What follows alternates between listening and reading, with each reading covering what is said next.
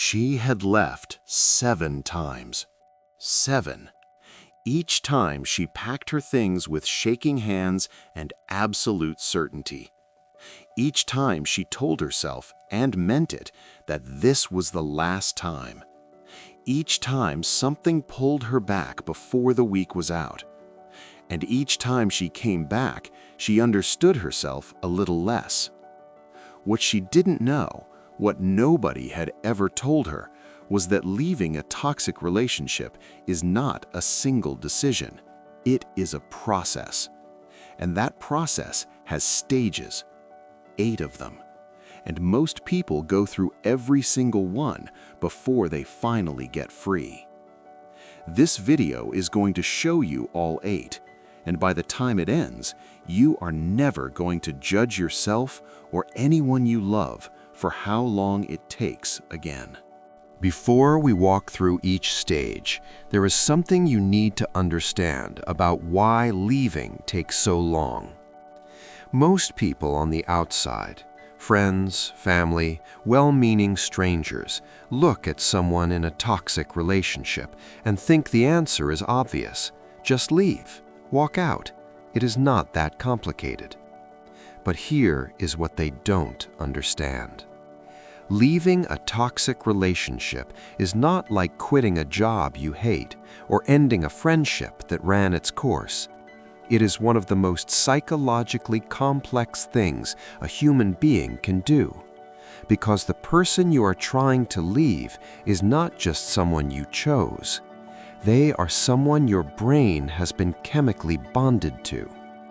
The research of psychologist Dr. Judith Herman, one of the world's leading experts on trauma, shows that the cycle of abuse and reconciliation creates neurological patterns so deep that the brain begins to classify the abusive relationship as safety itself. You are not leaving a relationship.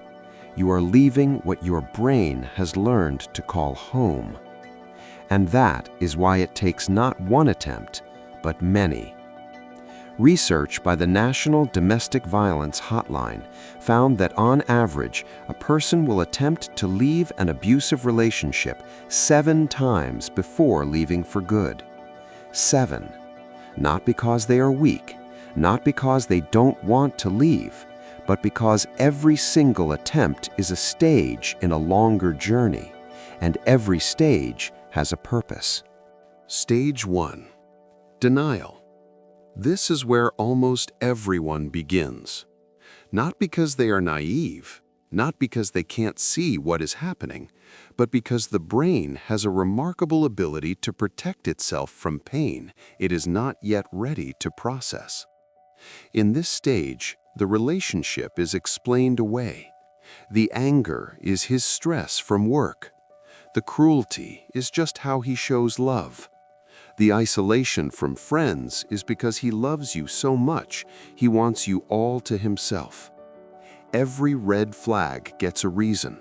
Every warning sign gets a justification. And underneath all of it is a quiet, terrifying thought that the brain works overtime to suppress. What if this is real? Denial is not stupidity. It is the mind buying itself time. And it is the first stage every person must pass through before any change becomes possible. Stage 2. Awakening. Something cracks the denial open. Sometimes it is a single event, one moment of cruelty so extreme that the story the brain has been telling itself can no longer hold together. Sometimes it is a slow accumulation, 100 small moments that finally reach a tipping point. Sometimes it is something as quiet as reading an article or hearing a friend describe their own relationship and feeling your stomach drop because they're describing yours. In the awakening stage, you begin to see clearly for the first time. You start to name what has been happening. You say the word abuse or manipulation or toxicity. And the moment you say it out loud, something changes. It cannot be unsaid.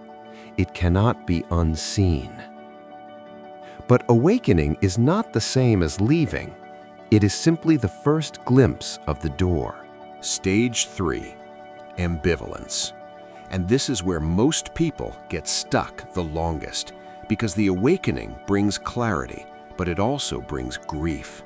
Because now you are not just seeing the relationship as it is, you are grieving the relationship you thought it was, the person you fell in love with, the future you planned, the version of them that appears in the good moments, the person you keep waiting to come back permanently.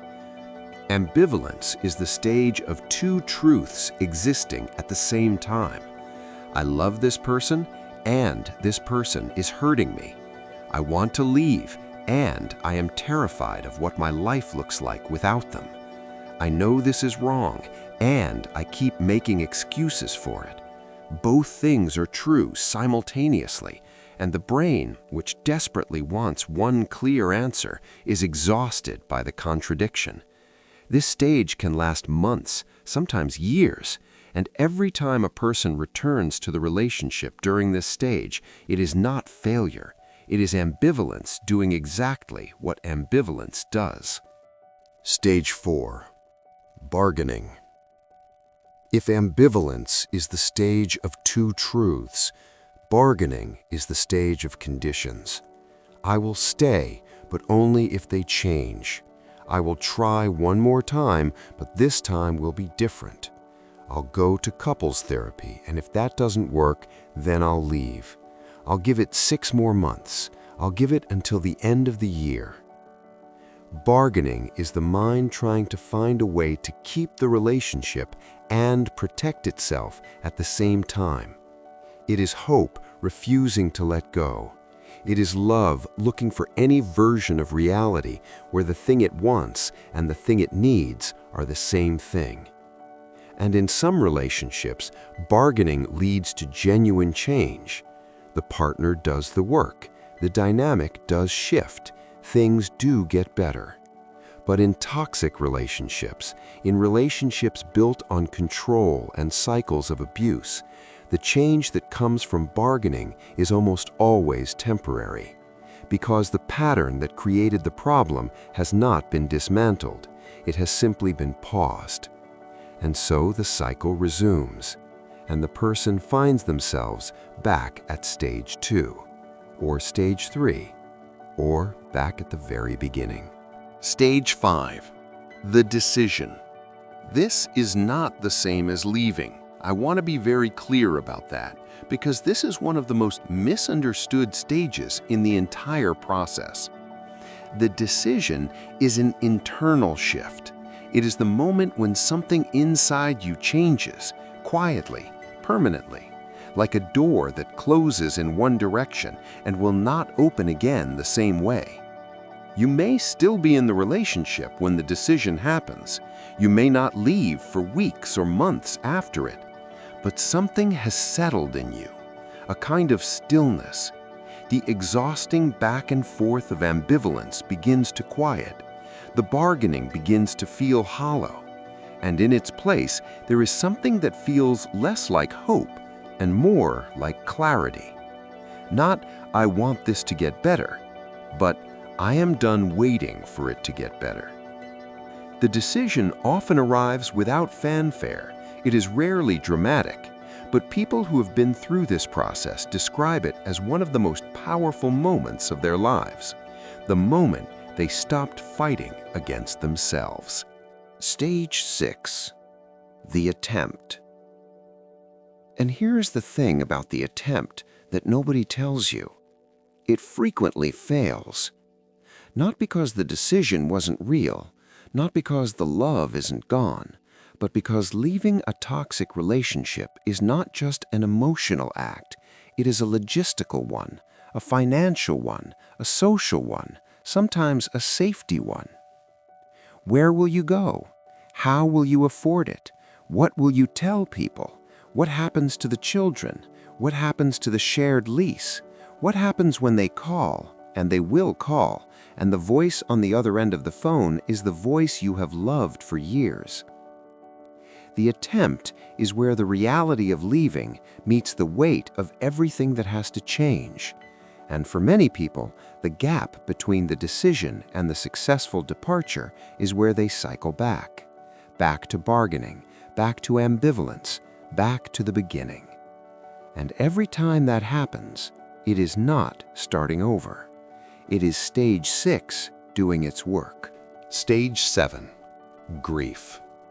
People expect to feel relief when they finally leave, and sometimes they do.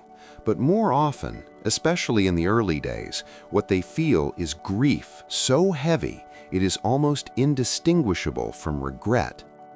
They grieve the person, even the harmful version of them. They grieve the relationship, not as it was, but as they hoped it would become. They grieve the future they imagined, the family they planned, the version of themselves that existed before all of this began. And because the grief is so overwhelming, and because the person who normally provided comfort is now the person they are grieving, many people in stage 7 reach back. They pick up the phone, they answer the text, they agree to meet just once. This is not weakness. This is grief behaving exactly the way grief behaves when it has nowhere else to go. The research of Elizabeth Kubler-Ross on grief, while originally developed in the context of death, applies with remarkable precision here. Leaving a toxic relationship is a bereavement. It requires the same patience, the same permission to feel everything, and crucially, the same understanding that grief does not move in a straight line. Stage 8. Rebuilding. This is the stage that looks from the outside like recovery, but from the inside it feels far more complicated than that. Because rebuilding after a toxic relationship is not just rebuilding a life, it is rebuilding a self, the version of you that existed before the criticism, before the isolation, before the slow erosion of everything you trusted about yourself. That person has to be found again, or in many cases, built for the very first time. Rebuilding is the stage where therapy becomes not just helpful, but essential, where the patterns that led to the relationship in the first place, the attachment wounds, the fear of abandonment, the belief that this is what love is supposed to feel like, get examined with honesty and compassion. It is the stage where people learn what safety actually feels like, not the simulated safety of a trauma bond, but the real thing, the quiet, the consistency, the absence of bracing, the ability to exhale. Go back to the woman we started with, the one who left 7 times. Every single one of those attempts was a stage. Every return was not a failure, but a step in a process her nervous system was working through at the only pace it was capable of. Every moment of clarity, every period of ambivalence, every bargain she made with herself and broke, every single one of them was part of the path. She was not weak. She was not stupid. She was human, working through one of the hardest things a human being can do. If you are in one of these stages right now, wherever you are, I want you to hear this. You are not behind. You are not failing. You are in a stage, and stages move, not always on the timeline you want, not always without circling back, but they move. And the fact that you are watching this video, the fact that you sought out understanding rather than judgment, means something important about where you already are in this process. Before you go, if this video helped you understand something you have been living with, or helped you see someone you love a little more clearly, leave a like, drop a comment, and share it with whoever needs it. And if you want more of this, subscribe. There is more coming. Take care of yourself. I'll see you in the next one.